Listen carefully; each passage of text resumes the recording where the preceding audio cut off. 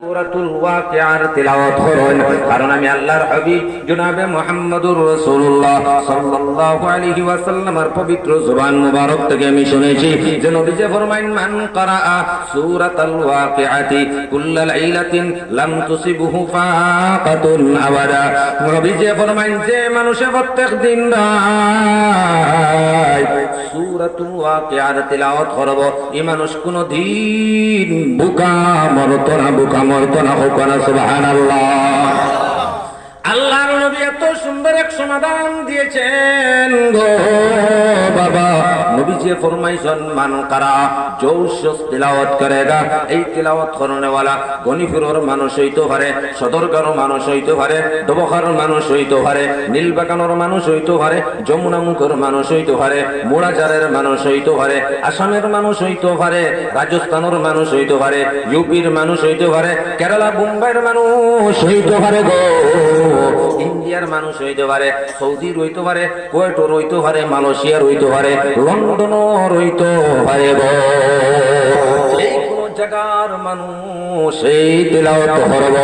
নবীজি ফরমায়েন মান কারা জৌশ তিলাওয়াত করেগা, এই তিলাওয়াত করনে वाला মুহাদ্দিস সাহেব হইতে পারেন, মুফতি সাহেব হইতে পারেন, আলিম সাহেব হইতে পারেন, হাবিব সাহেব হইতে পারেন, আল্লাহ হইতে পারেন, সবজি ক্ষেতের মাঝে কুড় দেনে वाला হইতে পারেন, বাড়ির মা বোন হইতে পারেন, পুরুষ মহিলা হইতে পারেন, শিক্ষিত মানুষ হইতে পারেন, অশিক্ষিত মানুষ হইতে পারেন, ব্যবসায়ী মানুষ হইতে পারেন, চাকরিজীবী মানুষ হইতে পারেন, সুন্দর মানুষ হইতে পারেন, খানা মানুষ হইতে পারেন, বিবেক থাকনেওয়ালা মানুষ হইতে পারেন, আনা বিবেক থাকনেওয়ালা মানুষ হইতে পারেন। নবীজি এমন এক শব্দরে ব্যবহার করছেন মান কারা জৌশ তিলাওয়াত করেগা, যেই মানুষে প্রত্যেক দিন রাত সূরাতুল ওয়াকিআর তিলাওয়াত করবে। নবীজি ফরমায় এই মানুষ কোনদিন বুকা মরতো না, বুকা মরতো না। সুবহানাল্লাহ। আজকে আমরা আল্লাহর নবী বাতায়া দেবার রাস্তা তৈয়া গো বাবা অন্য তরিকায় অবলম্বন আমরা করছি। কই সূরা ওয়াকিআর তিলাওয়াত করতাম, আল্লাহর নবীর বিধান আমরা হই মানতাম, আল্লাহর নবীর হই কথা আমরা শুনতাম, অন্য তরিকা আমরা অবলম্বন করি। আজকে আমরা পেরেশানির মধ্যে যদি ও খাম না করি তাইলে খাইমু কিলা, এই খাম যদি না করি তাইলে চলমু কিলা, ফুয়াইবু যদি বেঙ্গলোর না পাঠাই তাইলে আমি চলমু কিলা, খাইমু কিলা। বাবা গো একটা তরিকার অবলম্বন করা লাগবো, হিলার অবলম্বন করা লাগবো। আল্লাহ ঘরের মধ্যে বুয়াইয়া দেয় না, যদি খাঁটি ঈমানওয়ালা পরিপূর্ণ আল্লাহর উপরে বিশ্বাস করনেওয়ালা হইতাম পারি, আল্লাহ রাব্বুল আলামিন ঘরের মধ্যে বুয়াইয়া খাওয়াইব। কিন্তু আল্লাহর বিধান এটা না, আল্লাহর উসুল এটা না, আল্লাহর তরিকা এটা না, আল্লাহ ঘর বুয়াইয়া খাওয়ায় না। 1 নম্বরে আল্লাহর বিধান নবীর তরিকা আপনি মানতাম আর হিলারে এখতিয়ার করতাম।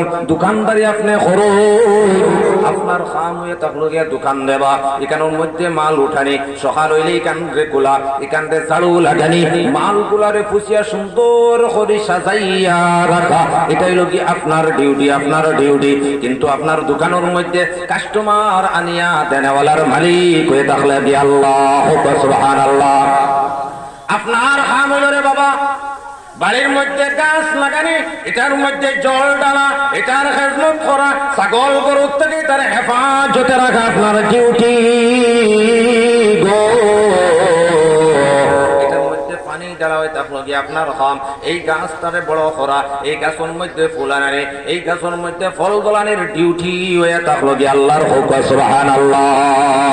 আপনার খাম হয়ে থাকলো কি বাবা বারিশার সিজনের মধ্যে আপনি আলি ফালাইতা, এটার দেখা করতা, যে সময় মাটি আপনার বারিশার সময় মেঘে যে সময় বরি যাইব গিয়া, যে সময় আপনার ক্ষেতের মাঝে পানি লাগি যাইব গিয়া, আলসো আপনার ডিউটি, গাছ বাঁচা আপনার ডিউটি, এটার খাসা কাটা আপনার ডিউটি, আইল দেবা আপনার ডিউটি, মাটি হজানি হইল গিয়া আপনার ডিউটি, রোয়া আপনার আলি উঠাই আনি আর রোয়া লাগানি আপনার ডিউটি।